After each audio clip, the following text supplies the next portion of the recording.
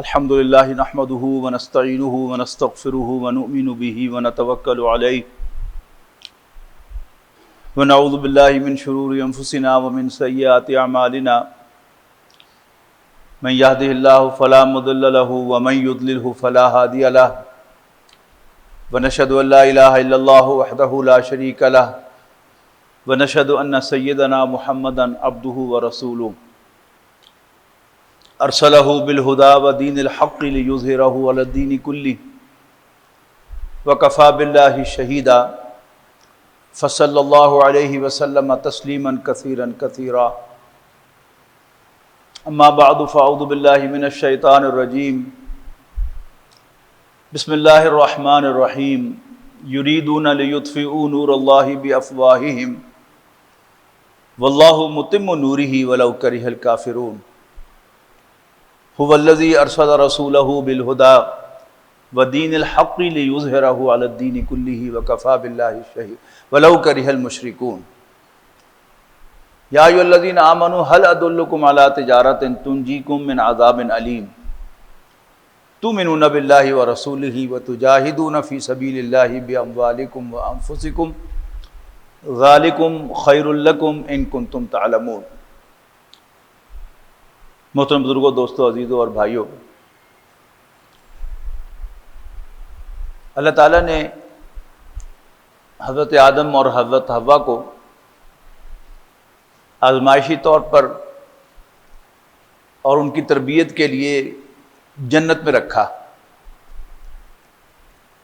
اور شیطان کو ان تک ایکسیس دی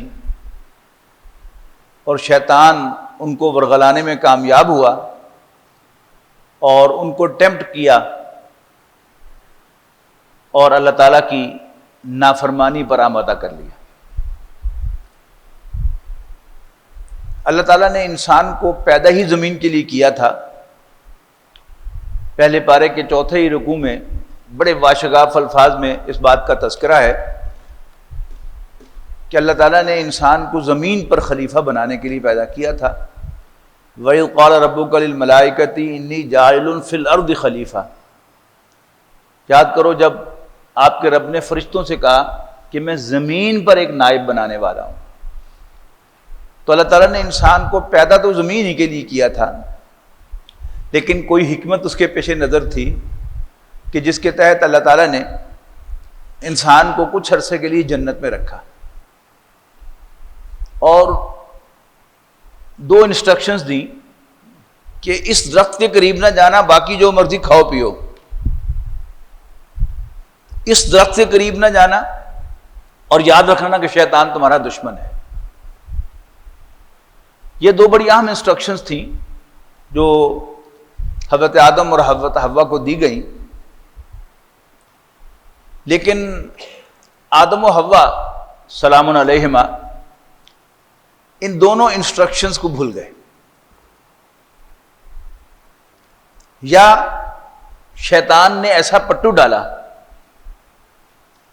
اس نے ایسا شیشے میں اتارا ان کو کہ ڈسپائٹ نوئنگ وہ اس کی باتوں میں آ گئے اور اس کا اپنا دوست سمجھ بیٹھے۔ اور یہ ایک عام سا معاملہ ہے، یعنی پورا قرآن مجید ہمارے لیے رہنمائی ہے، اس دنیا کے اندر ہمیں صحیح راستہ دکھاتا ہے جنت میں جانے کا، اللہ کو راضی کرنے کا۔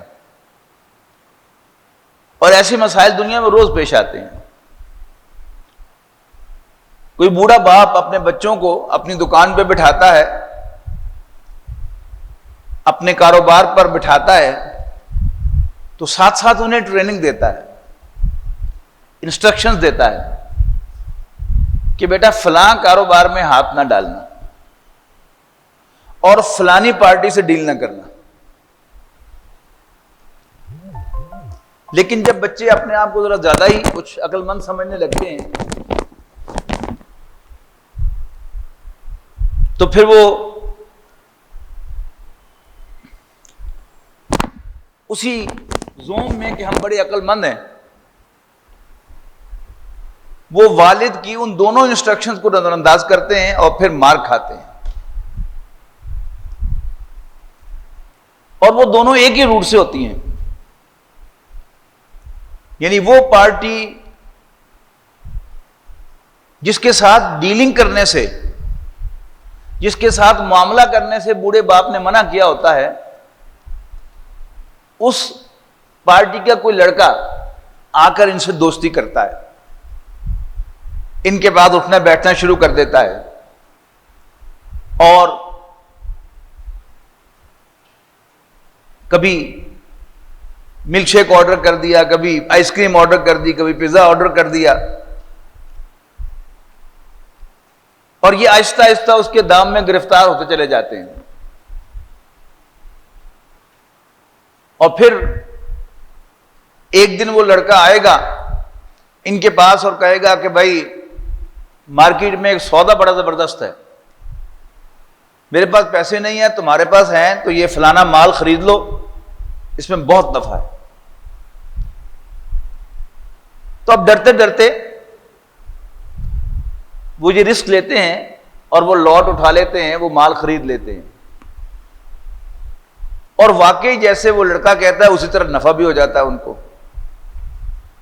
اب پوری طرح یہ بچے جو ہے اس کے دام میں گرفتار ہو جاتے ہیں. پھر ایک دن وہ پوچھتے ہیں، وہ لڑکا پوچھتا ہے ان بچوں سے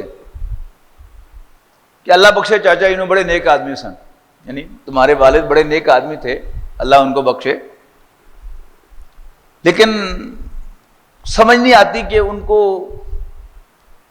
میرے ساتھ کیا، مجھ سے کیا شکایت تھی کہ وہ مجھ سے خوش نہیں تھے. تمہارا کیا خیال ہے کہ میں تمہارا دشمن ہوں؟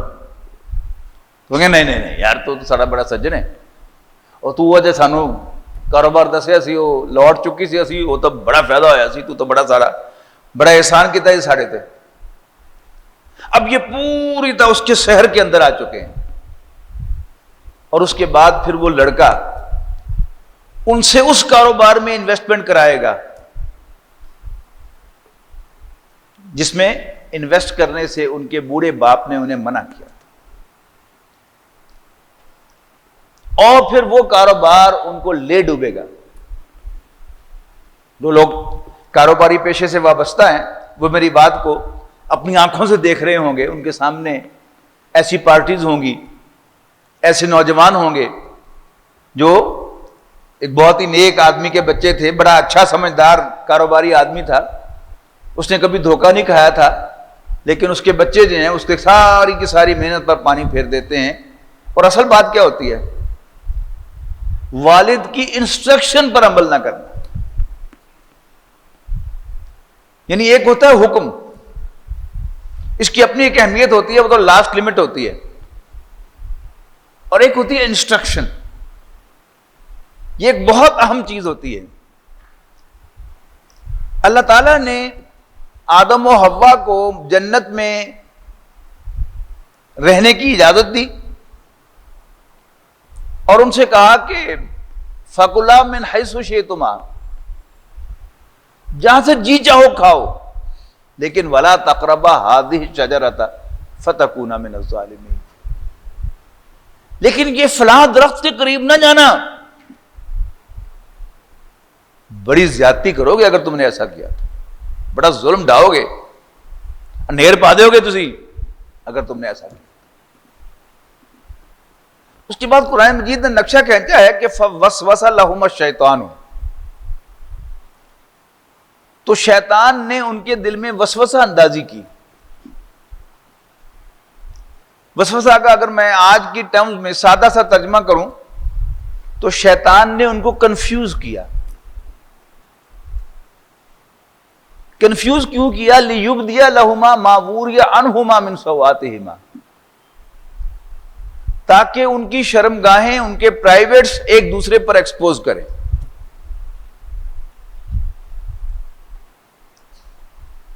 اب کوئی کسی سے کہے راہ چلتے ہوئے آدمی کو یا راہ چلتی ہوئی عورت کو کہ کپڑے اتارو، کبھی نہیں اتارے گی،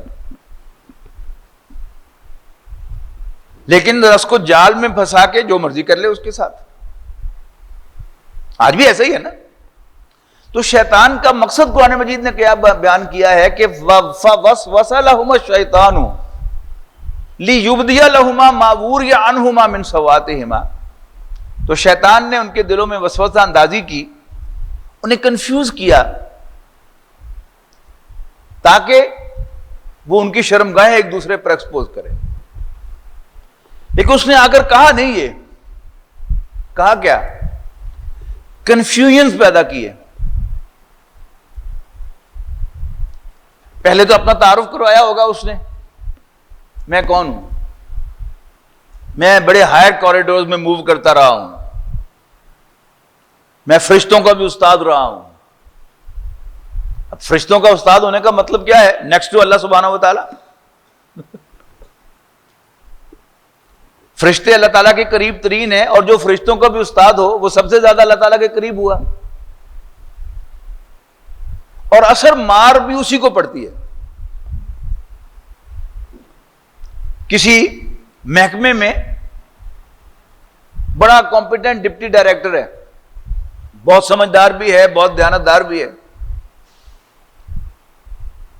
امید لگائے بیٹھا ہے کہ اب میں پروموٹ ہوں گا اور ڈائریکٹر بنوں گا. لیکن اس کے اوپر کوئی باہر سے لا کر ڈائریکٹر بٹھا دیا جاتا ہے، تو باقی سارا محکمہ بے شک اس کو ایکسپٹ کر لے، وہ کبھی ایکسپٹ نہیں کرتا.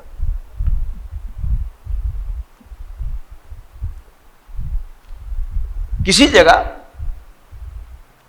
کوئی کالج ہو، اس میں جو سینئر موسٹ پروفیسر ہے وہ امید لگائے بیٹھا ہے کہ اب یہ ریٹائر ہوگا تو میں پرنسپل بنوں گا، اور کوئی باہر سے لا کر پرنسپل اس کے اوپر بٹھا دیا جائے تو سب سے زیادہ ٹف ٹائم اس کو وہی دے گا. تو چونکہ یہ سمجھتا تھا کہ I am next to God, میں نمبر 2 ہوں اس پوری کائنات میں، لیکن جو ہی اللہ تعالیٰ نے کہا کہ میں زمین پر ایک نائب بنانے والا ہوں، تو اسی وقت اس نے ٹھان لی کہ میں دیکھا کس طرح نائب بننا. تو اس نے آ کر کیا کہا؟ وقالا، اور کہنے لگا، ما نہاکما ربکما عن ہذہ الشجرۃ، بلکہ تعارف بھی کرایا ہوگا اور مبارکباد بھی دی ہوگی کہ مبارک ہو بھائی تم اشرف المخلوقات بن گئے ہو، اگرچہ تمہاری وجہ سے میرا کباڑا ہو گیا. ساتھ ہی ایک سافٹ کارنر بھی اپنے لیے ان کے دل میں ڈال دیا، مبارک ہو. لیکن سمجھ نہیں آئی.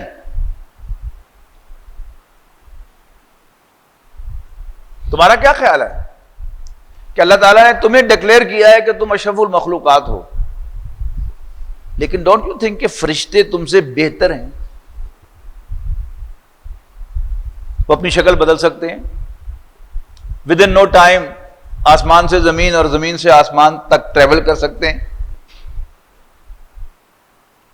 تم کیسے اشرف المخلوقات ہو؟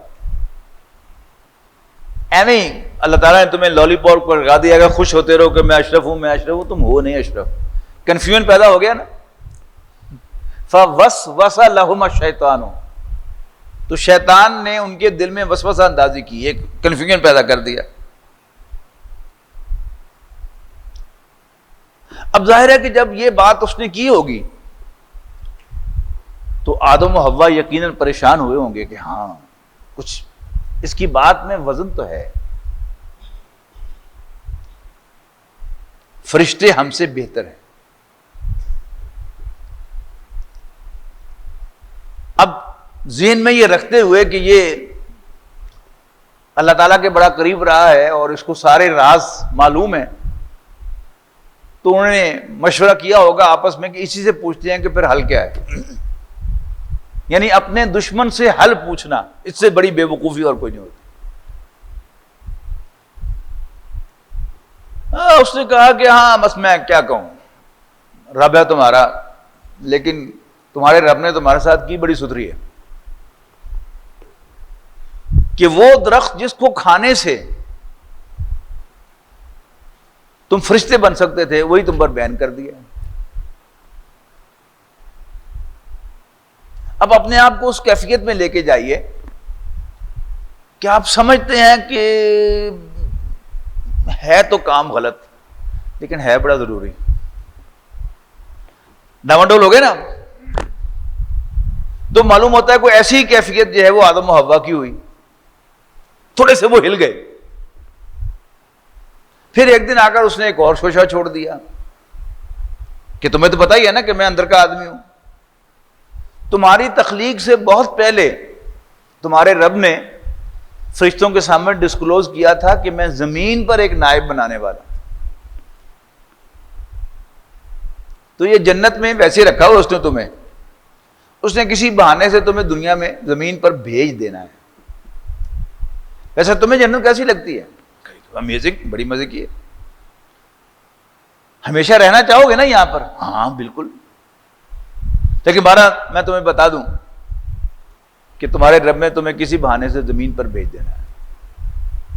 پھر رات کو وہ دونوں پریشان, انہوں نے گفتگو کی ہوں گی, بات کی ہوگی کہ یہ نواں مسئلہ کھڑا ہو گیا. اللہ, پھر یہی فیصلہ ہوا ہوگا اسے کو پوچھنے ہیں جا کے. اگلے دن وہ پھر ملاقات کے لیے آیا ہوگا, تو اسی کے سامنے پھر اپنا دکھڑا جو ہے وہ رکھا ہوگا کہ یہ جو کل تم نے بات بتائی ہے, اگر یہ واقعی سچ ہے تو پھر اس کا حل بھی بتاؤ, ہم تو یہ جنت چھوڑنا نہیں چاہتے. اس نے کہا کہ اس کا بھی حل وہی ہے. اصل میں جو گرین کارڈ تھا جنت کا, گرین کارڈ سمجھتے ہیں نا, امریکہ میں جو پرماننٹ سٹے کا پرمیشن اس کو گرین کارڈ کہتے ہیں. اور امریکہ کیا ہے؟ جنت ارضی ہے, زمین کی جنت ہے. وہاں رہنے کے لیے ہم سب کچھ کرنے کو تیار ہیں, بڑے سے بڑا جھوٹ بولنے کو بھی تیار ہیں. اور اللہ ہم سب کو معاف کرے, ہمارے بہت سے بھائیوں نے بدکاری بھی کر لی صرف اسی کام کے لیے کہ وکیل نے پٹی پڑھائی کہ اب تو ایک ہی راستہ ہے کہ یہاں کوئی شادی کر لو اور کوئی بچہ پیدا ہو جائے تو تم ایک امریکن بچے کے باپ ہوگے تو تمہارا رائٹ ہو جائے گا, تمہیں یہاں پر سٹیزن شپ مل جائے. تو صاحب بادر نے کہا کہ نہیں یار, میں تو شادی شدہ ہوں, یہ تو جرم ہے یہاں پر. انہوں نے کہا پھر یہاں پر بدکاری کوئی جرم نہیں ہے, شادی نہ کرو لیکن بس ویسے تعلقات قائم کرو کسی عورت سے اور بچہ پیدا کر دو, اس کے بچے کے باپ بن جاؤ, تو پھر بھی تمہارا رائٹ ہوگا. تو ہمارے بہت سے بھائیوں نے, اللہ ہم سب کو معاف کرے, انہیں یہ کام بھی کر ڈالا جانتے بوجھتے ہوئے کہ یہ غلط ہے, ناپسندیدہ ہے, کرنا نہیں چاہتے, ساری عمر یہ حرکت کی نہیں. لیکن جب انسان کو یہ مجبوری محسوس ہو کہ اب کیا کریں, اس کے سوا کوئی چارہ کار نہیں ہے, تو پھر انسان بڑے سے بڑا کام بھی کر گزرتا ہے. تو یہ بھی کر دیا. تو شیطان نے دو کنفیوژن پیدا کیے. نمبر ایک, تم فرشتوں سے کمتر ہو, تمہارے اندر ایک ڈیفیشنسی ہے. اور دوسرا, تم کسی دن جنت سے نکال کر زمین پر بھیج دیے جاؤ. اور دونوں کا سولوشن ایک ہی ہے, وہ درخت جو تم پر بین کر دیا گیا ہے. اب خیال آ بھی رہا ہے, جی چاہ بھی رہا ہے, اور ساتھ رکاوٹ بھی ہو رہی ہے, نہیں حرام ہے, منع کیتا اللہ. پھر جی چاہ رہا ہے, پھر جی چاہ رہا ہے, پھر جی چاہ رہا ہے. اگر آپ کو یاد ہو کہ کالج یا یونیورسٹی کے زمانے میں, وہ جب ہم لوگ پڑھتے تھے, اب تو خیر زمانہ بہت آگے نکل گیا, کوئی دیندار گھرانے کا بچہ, کوئی حافظ قرآن, کوئی دیندار داڑھی والا, اس کے سارے دوست اب جا رہے ہیں کسی غلط جگہ پر. اس وقت تو مووی دیکھنے جانا بھی بہرحال ایک برائی سمجھا جاتا تھا, یا وہ کہیں ریڈ لائٹ ایریا میں جا رہے ہیں, کسی غلط جگہ پہ جا رہے ہیں, اے مولوی تم ہی چل. اب وہ کہتا نہیں میں نہیں جانا. اب اس کی بات سے صاف ظاہر ہوا تھا کہ اندر سے اس کا جی چاہ رہا ہے. تو وہ پاؤں گھسیٹتا تھا کہ بس مجھے دھکے سے کھینچ کے لے جائیں تو میں کہوں کہ چلو مجبوری ہے, تھی میں دھکے نہ لے آئے ہو, میرا جی تو نہیں چاہ رہا. حالانکہ صاف ظاہر ہوتا اس کو جی چاہ رہا ہے. یعنی کچھ ایسی ہی کیفیت سے شیطان نے دو چار کیا آدم و حوا کو, اور پھر اوپر سے پوچھا کہ میں کہتا ہوں تمہارا دشمن ہوں. کہ نہیں, دشمن تو نہیں. جب اس نے شیشے میں اتار لیا, ان کو پوری طرح اپنے سحر میں ڈال لیا, تو پھر ان کے سامنے قسم کھائی. وَقَاسَمَهُمَا, ان کے سامنے قسم کھائی کہ انی لکما لمن الناصحین, کہ میں تمہارا بڑا خیر خواہ ہوں. کوئی دیندار لڑکا ہو، ایون کوئی عمر رسیدہ دیندار آدمی ہو، اگر اس کا اٹھنا بیٹھنا جو ہے وہ لبرل اور بے دین لوگوں کے ساتھ ہے تو ان کے پاس بڑے ٹریپ ہیں اس کو پھنسانے کے لیے. اگر تم نے شراب پی کے کبھی دیکھی نہیں تو کیسے تنقید کرو گے اس پر؟ تجربہ تو ہونا چاہیے. اگر تم فلان جگہ گئی نہیں تو تمہیں اس کی برائی کا کیسے اندازہ ہوگا؟ اب یہ کیا ہے، آہستہ آہستہ جو ہے وہ he will start thinking about it کہ ہاں واقعی یہ پوائنٹ تو بڑا قوی ہے. حالانکہ ایک بات بڑی موٹی سی ہے کہ انسان کو سمجھ اللہ تعالیٰ دیتا ہے. آپ کو بات کی سمجھ نہ کتابیں پڑھ کے آتی ہے نہ نرے تجربوں سے آتی ہے. اللہ تعالیٰ آپ کو زندگی میں سے گزار کر آپ کو باتوں کو سمجھاتا رہے گا اگر ہم اللہ تعالیٰ کے احکام کو فالو کرتے رہیں گے، اس کی بندگی کی راہ پر کام کر رہیں گے. اللہ تعالیٰ ہمیں ہر بات سمجھائے گا بغیر گوئنگ تھرو دیٹ. ہمیں وہ بات سمجھ میں آ جائے گی اللہ تعالیٰ کے فضل و کرم سے. کر کے دیکھیں آپ. لیکن اگر ہم یہ سوچیں گے کہ ہم برائی کر کے دیکھیں تو برائی پتہ چلے کیسی ہوتی ہے تو پھر انسان گیا، پھر انسان اس برائی سے نکل نہیں سکے گا، اس سے دور رہے گا تو اللہ تعالیٰ اس کی ریکگنیشن عطا کرے گا. اللہ تعالیٰ اس کے بارے میں انسان کے دل میں صحیح صحیح بات ڈالے گا. تو شیطان نے انہیں قائل کر لیا، اس بات پر آمادہ کر لیا کہ چلو کھاؤ نہ، چکھ کے دیکھ لو. چکھنے کا کوئی مول نہیں. اور قرآن مجید نے نقشہ کھینچا ہے فلما ذاقا الشجرۃ بدت لہما سوآتہما، تو جو ہی انہوں نے اس درخت میں سے چکھا تو ان کی شرمگاہیں ایک دوسرے پر ایکسپوز ہو گئی. ان کی شرمگاہیں ایک دوسرے پر کھل گئیں. وَطَفِقَا يَخْصِفَانِ عَلَيْهِمَا مِنْ وَرَقِ الْجَنَّةِ، اور وہ لگے اپنی شرمگاہوں کو جنت کے پتوں سے ڈھانپنے. تو ان کے رب نے ان کو پکارا وَنَادَاهُمَا رَبُّهُمَا، تو ان کے رب نے انہیں پکارا او آدم و حوا الم انہکما عن تلکما الشجرہ، کیا میں تمہیں اس درخت کے پاس جانے سے منع نہیں کیا تھا؟ اللہ تعالیٰ نے یہ تو کہا ہی نہیں تھا کہ اس درخت میں سے نہ کھانا. انسٹرکشن کیا تھی؟ میں نے کہا نا کہ انسٹرکشن اور حکم میں بھی فرق ہے. اصل چیز جو ہوتی ہے وہ انسٹرکشن ہوتی ہے. وہ حکم تو ایک لاسٹ دیوار ہوتی ہے، لاسٹ لائن ہوتی ہے، جس کے بعد تو پھر کفر ہی کفر ہوتا ہے. لیکن انسٹرکشن ہوتی ہے ایک اسٹینڈنگ آرڈر کہ اس درخت کے قریب بھی نہ جانا. الم انہکما عن تلکما الشجرہ، کیا میں تمہیں اس درخت کے قریب جانے سے منع نہیں کیا تھا؟ وَأَقُلْ لَكُمَا إِنَّ الشَّيْطَانَ لَكُمْ عَدُوٌّ مُّبِينٌ، اور تم دونوں سے کہا نہیں تھا کہ شیطان تمہارا کھلا دشمن ہے؟ تم نے میری دونوں انسٹرکشنز کو نظر انداز کیا. تو آدم و حوا نے فوراً ہاتھ جوڑ لیے، اللہ تعالیٰ سے معافی مانگ لی. یہ واقعہ جو ہے یہ بہت اہم واقعہ ہے اللہ تعالیٰ کی انسٹرکشن کے اعتبار سے. اللہ تعالیٰ کی ساری انسٹرکشن جو ہیں وہ الفاظ میں نہیں ہوتی، کچھ بٹوین دا لائنز ہوتی ہیں، کچھ واقعے کے اندر چھپی ہوئی ہوتی ہیں. اس واقعے کے اندر نافرمانی کا جہاں تک تعلق ہے وہ شیطان نے بھی کی اور آدم و حوا سے بھی ہوئی. آدم و حوا نے اللہ تعالیٰ کے انسٹرکشن پر عمل نہیں کیا، نافرمانی ہو گئی. اور شیطان کو اپنا دوست اور سجن سمجھا، نافرمانی ہو گئی. اور شیطان نے بھی سجدہ نہیں کیا انسان کو، اللہ تعالیٰ کی نافرمانی کر دی.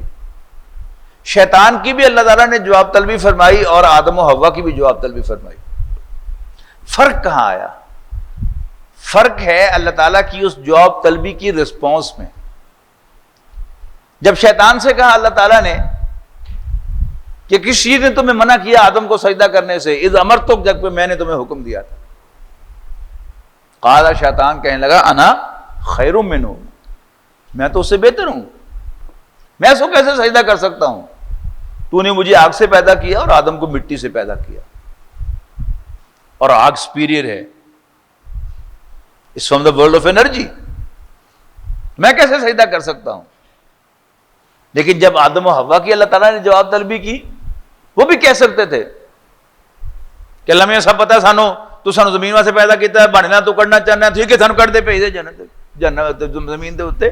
نافرمان آدمی کی یہ ٹون ہوتی ہے،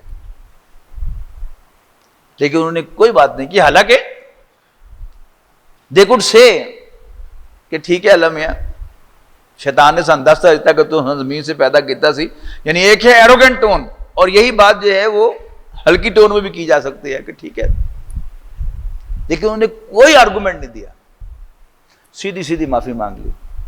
یہی آدمیت ہے، یعنی نافرمانی کے بعد آرگومنٹ، یہ شیطنت ہے۔ اور بڑی عجیب بات ہے کہ جتنا بڑا کوئی علم والا ہوتا ہے اتنی اس میں شیطنت زیادہ ہوتی ہے۔ علامہ اقبال نے بڑے خوبصورت انداز میں کہا تھا نا کہ مرید سادہ تو رو رو کے ہو گیا تائب، مرید سادہ تو رو رو کے ہو گیا تائب، خدا کرے کہ ملے شیخ کو بھی یہ توفیق۔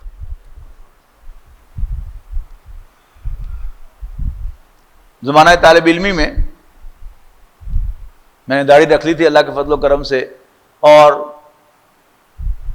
ہاؤس جاب میں بلکہ فائنل ایئر میں درس قرآن بھی دینا شروع کر دیا تھا، تو گویا ایک دین کا لیبل جو ہے یہ بھی لگ گیا تھا۔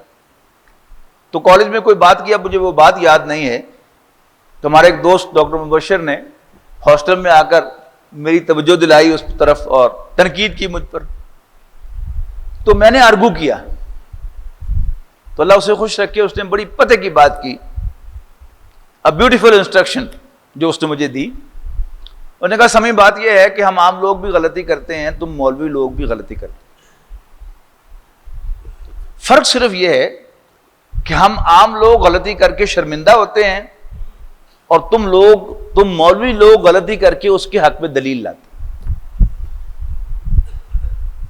تو شیطان بھی علم والا تھا نا، بہت زیادہ عبادت گزار اور بہت علم والا تھا، اسی لیے اللہ تعالیٰ نے اس کو فرشتوں کا استاد مقرر کیا تھا، حالانکہ وہ تھا تو جن،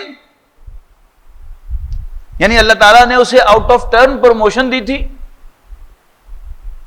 اور اسے فرشتوں کا بھی استاد مقرر کر دیا تھا، لیکن اب وہ سمجھتا تھا کہ میں اللہ تعالیٰ سے نیکسٹ ہوں، لہذا انسان کا وجود اسے گوارا ہی نہیں ہوا اور جنت سے نکلوا کر چھوڑا اس نے۔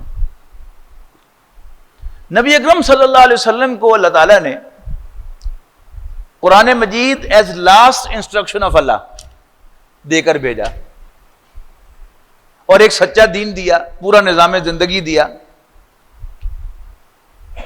کس لیے دیا؟ لِیُظْہِرَہُ عَلَى الدِّینِ کُلِّهِ، تاکہ آپ اس دین کو کل نظام زندگی پر غالب کر دیں۔ وَلَوْ كَرِهَ الْمُشْرِكُونَ، خواہ یہ مشرکوں کو کتنا ہی برا لگے۔ نبی اکرم صلی اللہ علیہ وسلم نے کئی دفعہ سیرت کا ہم نے مطالعہ یہاں پر کیا ہے، اللہ تعالیٰ نے 21 قمری سالوں کی محنت سے اللہ تعالیٰ کی انسٹرکشن کے تحت قدم قدم پر اللہ تعالیٰ کی انسٹرکشن بھی ہے، اور رسول اللہ صلی اللہ علیہ وسلم کی ذہانت وہ بیس ہے، اور اس پر اللہ تعالیٰ کی انسٹرکشن ایڈ ہو رہی ہے۔ صرف 21 سالوں میں مکہ فتح ہو گیا، یعنی یہ کیلنڈر ذہن میں رکھیں نا، 40 سال کی عمر میں آپ پر وحی کا آغاز ہوا، 13 سال مکے میں گزارے، اور پھر 8 ہجری صرف 7.5 سال کے بعد مکہ فتح ہو گیا۔ 21 سال ہی بنے نا، 20.5 21 سال۔ لیکن شیطان جو ہے وہ دیکھ رہا ہے تماشا، کچھ کر نہیں سکا۔ نبی اکرم صلی اللہ علیہ وسلم کی مخالفت بھی کروائی، روڑے بھی اٹکائے، بلکہ اٹکوائے۔ یعنی آپ سیرت النبی کا اگر ایک طائرانہ جائزہ آپ لیں تو ہر دن آپ وہاں پر اپنے آپ کو رکھ کر دیں گے تو ایسا محسوس ہوگا کہ یہ گیا، یہ دین گیا۔ لیکن نبی اکرم صلی اللہ علیہ وسلم کا ہر قدم جو ہے وہ فارورڈ ہے، پیچھے نہیں ہٹے آپ کبھی۔ اور اتنے قلیل عرصے میں آپ نے اللہ کا دین غالب کر دیا. شیطان اب بھی چین سے نہیں بیٹھا.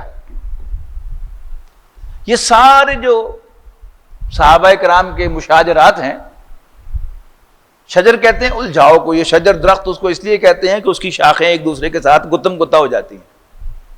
مشاجرات صحابہ کہتے ہیں صحابہ کرام کے جو جھگڑے ہوئے آپس میں، وہ کیا تھی؟ وہ شیطان کی چالیں تھی. یعنی اس حد تک تو شیطان کامیاب ہو گیا کہ اس نے رسول اللہ صلی اللہ علیہ وسلم کے وصال کے سمجھیے کہ 12-13 سال کے بعد مسلم امہ کو ڈیوائیڈ کر دیا. یعنی حضرت علی رضی اللہ تعالیٰ عنہ، حضرت معاویہ رضی اللہ تعالیٰ عنہ دے آمنے سامنے آ گئے. 2 خلافتیں پیرلل چلی. حضرت حسن رضی اللہ تعالیٰ عنہ نے حضور صلی اللہ علیہ وسلم کی پیشین گوئی کے مطابق کہ یہ بیٹا جو ہے یہ 2 مسلمانوں گروہوں کے درمیان صلح کرائے گا. آپ نے پھر امت کو ایک کر دیا. اس کے بعد حضرت حسین کو کھڑا کیا، اور حضرت حسین یعنی ان کے سامنے جو سارا کا سارا سین پورٹری کیا گیا، اس میں کوئی بھی شریف آدمی جو وہ آرام سے نہیں بیٹھ سکتا. وہ نکلے گا اور وہی کچھ کرے گا جو حضرت حسین رضی اللہ تعالیٰ عنہ نے کیا. لیکن حضرت حسین رضی اللہ تعالیٰ عنہ کو بھی احساس ہو گیا راستے کے اندر ہی کہ میرے ساتھ دھوکا ہوا ہے، اور جب انہوں نے واپس جانا چاہا تو واپس نہیں جانے دیا.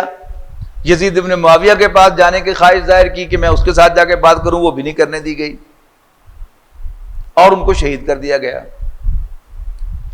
اور پھر ایک مستقل 2 گروہ جو ہے مسلمانوں کے اندر، شیعہ اور سنی، یہ کھڑے کر دیے. اب یوں سمجھیے کہ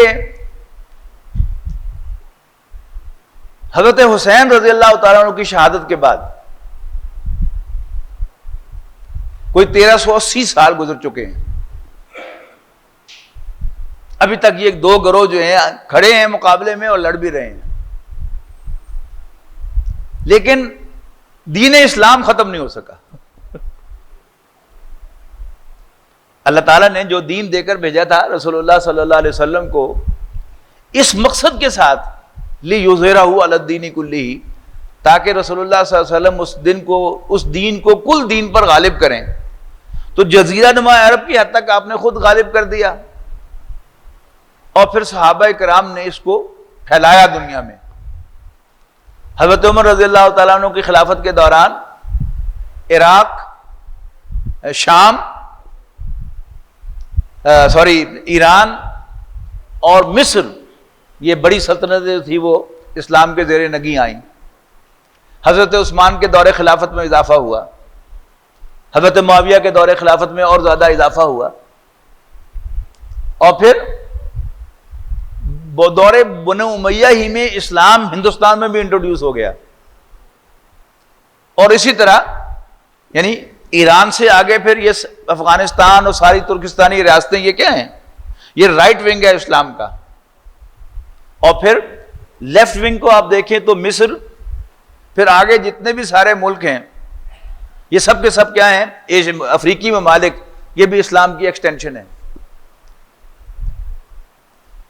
نبی اکرم صلی اللہ علیہ وسلم کو بھیجا تو گیا تھا پورے گلوب پر اللہ کے دین کے غلبے کے لیے.